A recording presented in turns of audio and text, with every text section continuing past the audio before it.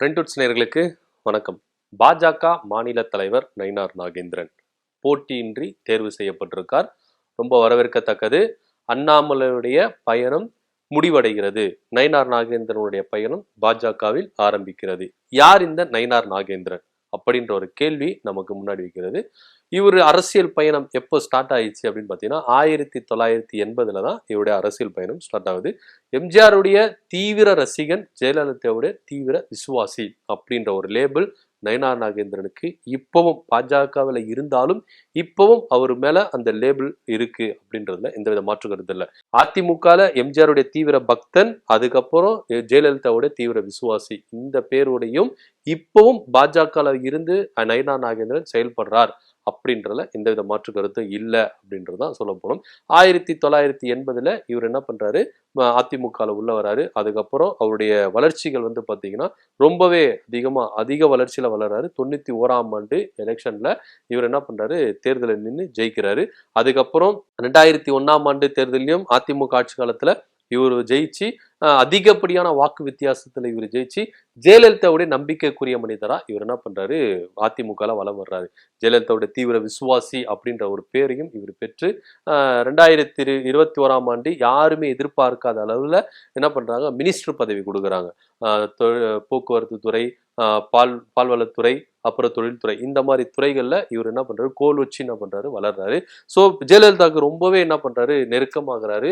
அவருடைய விசுவாசி அப்படின்ற அடையாளத்தை அவர் என்ன பண்றாரு, பெறாரு. இதனாலே வந்து பாத்தீங்கன்னா 2006ஆம் ஆண்டு தேர்தலில் இவர் என்ன பண்றாரு, வின் பண்றாரு. இருந்தும் இவருக்கு என்ன பண்றாங்க, பதவி கொடுக்க மறுக்கிறாங்க. ஏன் அப்படின்னு பாத்தீங்கன்னா இவர் வந்து பாத்தீங்கன்னா அந்த உள்ளூர் மாவட்டங்கள்ல வந்து நெல்லை மாவட்டத்துல திமுகவுடைய இணக்கமா போறாரு. ஏன் திமுக கூட இணக்கமா போகணும் அப்படின்னு பாத்தீங்கன்னா ஆல்ரெடி நயினார் நாகேந்திரன் பாத்தீங்கன்னா தொழில வந்து பயங்கரமா வளர்ச்சி அடையாது. பால், அப்புறம் சுற்றுலாத்துறை, ஹோட்டல் தொழில வந்து நிறைய ஃபேமஸ் ஆகிறாரு. ஸோ அந்த நேமோட தான் ஒரு அதிமுகக்குள்ளே வராரு. ஸோ இதை வந்து நம்ம வந்து தக்க வச்சுக்கணும் அப்படின்றதுனால ஆளும் கட்சியா இருந்தாலும் எதிர்கட்சியா இருந்தாலும் ஆளும் தரப்போடு, அதாவது திமுக ஆளுங்கட்சியா இருந்தாலும் அவங்களோட இணக்கமான ஒரு சூழ்நிலை நம்ம மேற்கொண்டா நமக்கு இந்த தொழிலை இன்னும் டெவலப் பண்ணிடலாம். இப்போ ஹோட்டல்கள், சுற்றுலா தலங்கள், அதே போல வந்து பால் தொழில், இன்னும் நிறைய தொழில் நம்ம டெவலப் பண்ணிடலாம் அப்படின்றதுனால அதிமுக எதிர்கட்சியா இருந்தாலும் ஆளுங்கட்சியா இருந்தாலும், திமுக எதிர்கட்சியா இருந்தாலும் ஆளுங்கட்சியா இருந்தாலும், சோ இணக்கமான ஒரு சூழ்நிலைனாலதான் நயினார் நாகேந்திரன் பண்ணிக்கிறாரு. இந்த விஷயம் திமுக கூட இவர் வந்து கனெக்ஷன்ல இருக்காரு,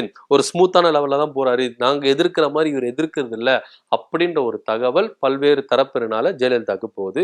அதன்படி என்ன பண்றாங்க, அடுத்தடுத்து ஆட்சி வரும்போது சோ இவருடைய பதவி பறிக்கப்படுகிறது. அது மாத்திரம் இல்லாம ஜெயலலிதாவுக்கு நம்பிக்கையற்றவராக மாறுறாரு. ஜெயலலிதா விட்டு கொஞ்சம் விலகி போறாரு. ஆனாலும் நயினார் நாகேந்திரன் வந்து பாத்தீங்கன்னா ஜெயலலிதாவுக்கு உண்மையாவே இருக்கிறாரு.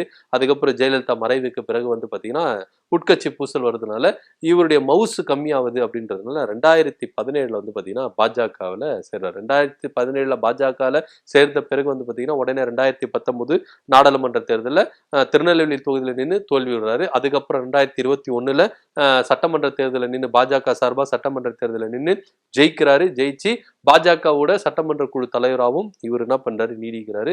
அதுக்கப்புறம் 2024 இவர் வந்து நாடாளுமன்ற தொகுதியில நின்று தோத்தாலும் இப்போ பாஜகவுடைய தலைவரா மாறி இருக்காரு. இந்த பாஜகவுடைய தலைவர் பதவியில வந்து பாத்தீங்கன்னா அண்ணாமலை அவர்களை பாஜக பதவியில இருந்து தூக்க போறோம் அப்படின்னு ஒரு செய்தி வந்ததுல இருந்து பாத்தீங்கன்னா தொடர் அடிப்பட்ட பேரு ஒரே ஒரு பேர் தான் நயினார் நாகேந்திரன். என்னதான் ரேஸ்ல வந்து வானதி சீனிவாசன் அக்கா, தமிழிசை சவுந்தரராஜன் அக்கா, பொன்னார், அதே போல எல்முருகன் இவங்க லீடிங்ல இருந்தாலும் நயினார் நாகேந்திரன் பேர் மட்டும் வந்து பாத்தீங்கன்னா ஆரம்பத்துல இருந்து இந்த பேர் அடிப்பட்டது. எப்போதுல இருந்து பாத்தீங்கன்னா அண்ணாமலை அவர்கள் லண்டனுக்கு போறாரு, அரசியல் படிப்பு படிக்கிறதுக்கு போறாரு, இங்க தலைவர் பதவியை யாரு பார்த்துப்பா அப்படின்ற பேச்சு அடி வாங்கும் போது நயினார் நாகேந்திரன் அப்பத்துல இருந்து லீடிங்ல இருந்தார். அவர் தான் வந்து அடுத்த தலைவரா வரப்போறாரு அப்படின்னு சொல்லிட்டு டெல்லிக்கெல்லாம் போயிட்டு என்ன பண்ணிருந்தாரு, முகாமிட்டு இருந்தாரு. எப்படியாச்சும் தலைவர் பதவியை நான் வாங்கிட்டு வந்துருவேன் அப்படின்ற ஒரு நம்பிக்கையில தான் அவர் பயணிச்சிருந்தாரு. ஆனா இருந்தாலும் இல்ல, அண்ணாமலை அவர்கள் லண்டனுக்கு போனாலும் இங்க வழிகாட்டுதல் குழு இருக்கும் அப்படின்றது டெல்லியுடைய அறிவிப்பா இருந்தது. ஆனா ஒரு காலகட்டத்துல, அதாவது எடப்பாடி பழனிசாமியோட பிரஷர்னால இங்க பாஜக தலைவர் மாற்றப்படுகிறார் அப்படின்ற ஒரு தகவல் வலம் வந்தது. ஏன் அப்படின்னு பாத்தீங்கன்னா பாஜக கூட கூட்டணி வைக்கணும்னா இங்க அண்ணாமலை அவர்கள் இருக்கக்கூடாது அப்படின்னு எடப்பாடி பழனிசாமி அழுத்தம் திருத்தமா என்ன பண்ணியிருந்தாரு, ஒரு செய்தியை சொல்லியிருந்தாரு பாஜகவுக்கு.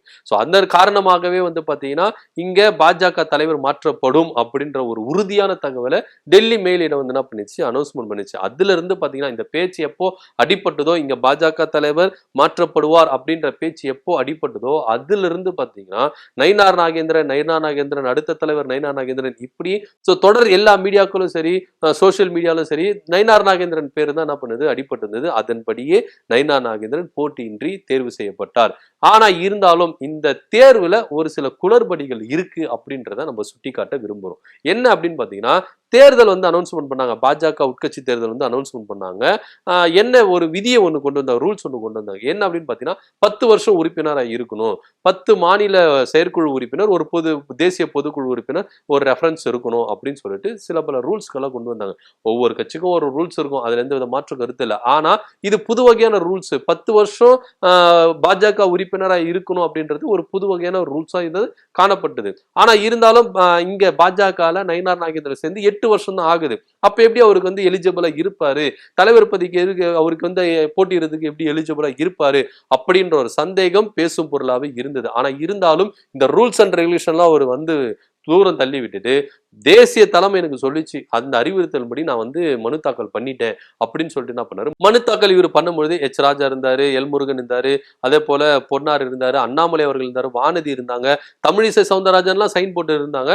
சோ இவங்களுடைய ஆதரவோட தான் என்ன பண்றாரு, மனு தாக்கல் பண்ணாரு. ஆனா இன்னொருத்தரும் மனு தாக்கல் பண்ண வந்திருக்காரு. ஆனா இவங்க மனு தாக்கல் பண்ண விடல. ஏன் அப்படின்னு பாத்தீங்கன்னா, தேசிய தலைமை சொல்லிருச்சு நயினார் நாகேந்திரன் மட்டும்தான் அங்க வந்து தலைவர் பதவிக்கு போட்டியிடணும், அவர் போட்டியின்றி தேர்வு செய்யப்படணும் அப்படின்றது தேசியோட ஆர்டர், தேசிய தலைமையோட ஆர்டர்.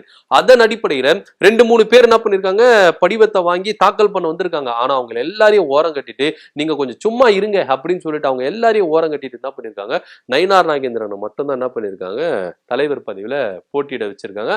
அவரும் போட்டியின்றி தேர்வு செஞ்சிருக்காரு. இன்னைக்கு அவருக்கு அதிகாரப்பூர்வமான அறிவிப்பும் வந்திருக்கு, நயினார் நாகேந்திரன் அவர்கள் தான் மாநிலோட தலைவராக இருப்பாரு அப்படின்னு சொல்லிட்டு. அதிமுக கூட ஆல்ரெடி வந்து பாத்தீங்கன்னா ரொம்ப இணக்கமா இருந்தார், ஜெயலலிதாவோட ரொம்ப இணக்கமா இருந்தார். அதிமுகல ஒரு பிரபலமான ஒரு முகமா தெரிந்த நயினார் நாகேந்திரன் ஆனா இப்போ பாஜக தலைவரா இருக்கிறாரு. இவர் எந்த அடுத்த கட்ட லெவலுக்கு எடுத்துட்டு போறாரு? ஏன்னா சோசியல் மீடியால ஒரு வகையான பேச்சுகள் இருக்கு. என்ன அப்படின்னு பாத்தீங்கன்னா, பாஜகவை அண்ணாமலை எந்த அளவுக்கு வளர்த்திருக்காருப்பா, ஓரளவுக்கு பட்டி தொட்டி வரைக்கும் வந்து சேர்த்திருக்காருல, அதுல முக்கிய பங்கு வந்து அண்ணாமலைக்கு இருக்கு. இந்த அளவுக்கு பாஜக பார்த்து எல்லாரும் பேசுறாங்க, எல்லாரும் வந்து பயப்படுறாங்கன்னா அதுக்கு அண்ணாமலை வந்து ஒரு முழுமையான காரணம் அப்படின்னு சொல்லிட்டு ஒரு பேசும் பொருள் இருக்கு. சோ அதையே இவரு நயினார் நாகேந்திரன் வந்து நிலைநிறுத்துவாரா, இல்ல அண்ணாமலையை தாண்டி பாஜக வளர்க்க போறாரா அப்படின்னு ஒரு பேச்சு இருக்குல்ல. எதுவா இருந்தாலும் அண்ணாமலை செய்த வேலைக்கு கீழே போயிடக்கூடாது. ஒண்ணு அண்ணாமலை செய்த வேலையோட அப்படியே ஈக்குவல் பண்ணிட்டு போயிடணும், இல்ல அடுத்த கட்ட லெவலுக்கு எடுத்துட்டு போகணும். கீழே போயிட்டாருன்னா நயினார் நாகேந்திரனுடைய மவுசு கம்மியாயிரும் அப்படின்னு தான் பேசும் பொருளாவே இருக்கு. இன்னொரு விஷயம் என்ன பேசப்படுதுன்னா, அதிமுக பாஜக கூட்டணி வச்சுட்டாங்க. அதிமுக என்ன நினைக்கிறாங்க அப்படின்னு பாத்தீங்கன்னா, தொகுதி பங்குதியில வந்து பாத்தீங்கன்னா எங்களுக்கு வந்து பாஜக மாநில தலைவரோட பேசுறது கொஞ்சம் ஈஸியா இருக்கும். ஏன் அப்படின்னு பாத்தீங்கன்னா, அவர் ஆல்ரெடி அதிமுக இருந்திருக்காரு. அதிமுகவுடைய வலிவு நெளிவு சுழிவெல்லாம் அவருக்கு நல்லாவே தெரியும். எந்த தொகுதியில நாங்க நிக்கணும், எந்த தொகுதியில நாங்க விட்டு கொடுக்கணும் அப்படின்றது எல்லாமே அவருக்கு நல்லாவே தெரியும். சோ அதனால வந்து பாத்தீங்கன்னா நாங்க வந்து பாத்தீங்கன்னா ஈஸியா வந்து என்ன பண்ணுவோம், தொகுதி பகுதியில ஈஸியா பகிர்ந்துக்குவோம் அப்படின்றத அதிமுக சைட்ல இருந்தும் சொல்லப்பட்டிருக்கு. சோ எடப்பாடி பழனிசாமி என்ன நினைக்கிறாருன்னா, நயினார் நாகேந்திரனை சூஸ் பண்ணது எங்களுக்கு வந்து ஒரு விதத்துல சந்தோஷம் தான், பாஜக மாநில தலைவரா இருந்தது எங்களுக்கு ரொம்ப சந்தோஷம் தான் அப்படின்றத அவங்க முன் வச்சிருக்காங்க. ஆனா இதுல ஒரு பெரிய செக் இருக்கு. என்ன செக் அப்படின்னு பாத்தீங்கன்னா, தேசிய ஜனநாயக கூட்டணி அடுத்த ஆண்டு நடைபெற போற சட்டமன்ற தேர்தல ஆட்சியை பிடிக்குமா அப்படின்ற ஒரு சந்தேகம் தான் எல்லாருக்கும் எழும்புது. அதுதான் இப்போ பேசும் பொருளாவே இருக்குது அப்படின்னு வச்சுக்கோங்களேன். ஏன் அப்படின்னு பாத்தீங்கன்னா, அடுத்த ஆண்டு நடக்க போகிற சட்டமன்ற தேர்தல்ல யாரு முதலமைச்சர் அப்படின்ற போட்டியே தேசிய ஜனநாயக கூட்டணிக்கு இருக்காது. யாரு அடுத்த எதிர்கட்சி தலைவரா உட்கார போறா அப்படின்ற ஒரு போட்டியில தான் தேசிய ஜனநாயக கூட்டணி இருக்கும் அப்படின்றதையும் நம்ம பதிவு பண்றோம். ஏன் அப்படின்னு பாத்தீங்கன்னா, ஆல்ரெடி வந்து பாத்தீங்கன்னா இங்க சீமான் அவர்கள் தனியா நிக்கிறேன் அப்படின்னு இருக்காரு. விஜய் அவர்கள் ஆல்ரெடி அதிமுக கூட கூட்டணி வைக்கிறேன் அப்படின்னு சொல்லிட்டு பாஜக கூட கூட்டணி போனதுனால இப்ப அவர் அங்க கூட்டணி வைக்க மாட்டார், தனியா தான் நிப்பாரு. சோ 4 முனை போட்டியா இருக்கும். திமுக, அதிமுக, தமிழக வெற்றி கழகம், நாம் தமிழர் கட்சி 4 முனை போட்டியா தான் இருக்கும் அப்படின்னு சொல்லிட்டு. சோ இந்த ஓட்டுகளை வந்து அதிமுக ஓட்டுகளை வந்து விஜய் அவர்கள் பிரிப்பாரு அப்படின்றது தான் கணிக்கப்படுது. ஏன் அப்படின்னு பாத்தீங்கன்னா, ஆல்ரெடி வந்து பாத்தீங்கன்னா திமுக ரொம்ப ஸ்ட்ராங்காவே இருக்கு. இப்போ அதிமுகல இருந்து ஒரு சில கூட்டணிகள் கட்சிகள் வந்து பிரிஞ்சு திமுக இணையறதுக்கும் பேச்சுவார்த்தைகள் நடந்துட்டு இருக்கு. அந்த வகையில அதிமுக ஓட்டு மாறுறதுக்கு தான் வாய்ப்பு இருக்கு. பாஜக கூட்டணியில இருக்கிற அதிமுக கூட்டணி போறதை விட புதுசா அரசியல் கொடுக்குறேன், புதுசா நான் ஆட்சி அமைக்க போறேன், புதுவிதமான அரசியலை கொண்டு வர போறேன் அப்படின்னு சொல்ற விஜய்க்கு போட்டுடலாம் அப்படின்றதுனால தான் அதிமுக ஓட்டெல்லாம் விஜய்க்கு போறதுக்கான வாய்ப்புகள் அதிகமா இருக்கு அப்படின்றத கணிச்சு நம்ம என்ன பண்றோம் சொல்ல வரோம். இதையும் நம்ம பதிவு பண்ண விரும்புறோம். ஸோ எதுவா இருந்தாலும் நயினார் நாகேந்திரன் அண்ணன் ஒரு வழியா எல்லா ரூல்ஸையும் பிரேக் பண்ணி பாஜக மாநில தலைவரா வந்திருக்கிறாரு. பாஜக மாநில தலைவரா இவர் வந்ததுக்கும் நிறைய உள்ளடி வேலைகளும் நடந்திருக்கு. பொது வெளியிலயும் நிறைய விஷயம் என்ன பண்ணிருக்கு, சப்போர்ட் பண்ணியிருக்காங்க. ஆனா இந்த பாஜக மாநில தலைவர் நயினார் நாகேந்திரன் அடுத்த கட்ட லெவலுக்கு எப்படி எடுத்துட்டு போறாரு, பாஜகவை எந்த லெவலுக்கு எடுத்துட்டு போறாரு அப்படின்ற ஒரு விஷயம் தொடர்ந்து எதிர்பார்க்கப்படுகிறது.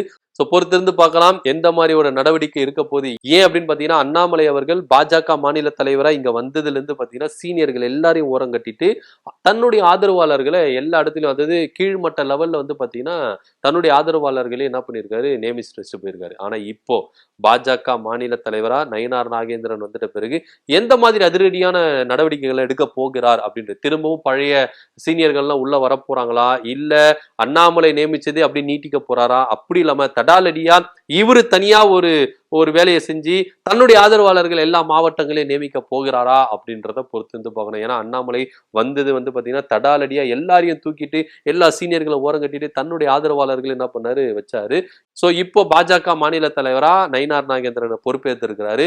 இவர் எந்த மாதிரியான தடாலடியான அரசியல் எடுக்க போறாரா, இல்ல இணக்கமான ஒரு அரசியலை எடுக்க போறாரா? ஏன்னா இவர் அதிமுக இருந்தும் திமுக கூட ஒரு இணக்கமா இருந்தார். சட்டசபையில கூட பாத்தீங்கன்னா திமுகவை ரொம்ப சாடியெல்லாம் பேசுனதே இல்லை. அவங்களும் ஒரு இணக்கமா வந்து என்ன பண்ணியிருந்தாரு போயிருந்தாரு. முதலமைச்சர் சொல்லியிருந்தாரு நயினார் நாகேந்திரன் அன்போடு அன்போடு அன்போடு, இந்த அன்பு தான் நம்மளுக்கு வேணும் அப்படின்ற மாதிரி தான் அவர் அந்த கோரிக்கைகள்லாம் வைக்கிறதா இருந்தாலும் இருக்கும் அப்படின்ற மாதிரி அவரும் கொஞ்சம் சிரிப்பலையா வந்து என்ன பண்ணிச்சு சட்டமன்றம் போயிருந்தது. ஸோ அந்த நிலைமையில இவர் திமுகவோட இணக்கமா போறாரா அப்படின்ற ஒரு கேள்வியும் எழும்பியிருக்கு. பொறுத்திருந்து பார்க்கலாம் என்ன மாதிரி நடவடிக்கைகள் நயினார் நாகேந்திரன் எடுக்க போகிறார், அடுத்த கட்ட லெவலுக்கு பாஜக எந்த அளவுக்கு கொண்டு போக போகிறார் அப்படின்றத பொறுத்திருந்து பார்க்கலாம். சோ நயினார் நாகேந்திரன் மாநில பாஜக தலைவரா தேர்ந்தெடுக்கப்பட்டிருக்கிறார். இதை பத்தி உங்களோட கருத்து என்ன அப்படின்றத கமெண்ட் பண்ணுங்க. நன்றி, வணக்கம்.